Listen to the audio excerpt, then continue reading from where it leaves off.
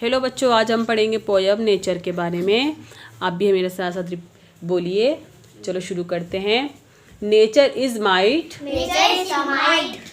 Nature is strong, Nature is strong. Nature is beauty, Nature is beauty.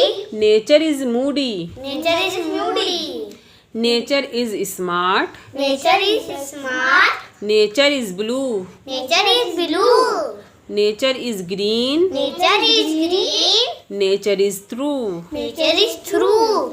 Nature is you, Nature is you.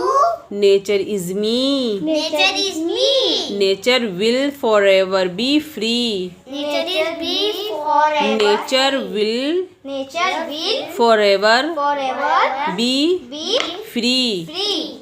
ठीक है बच्चों, ये है nature, might, strong, beauty, moody, smart, blue and green, true, ever and free.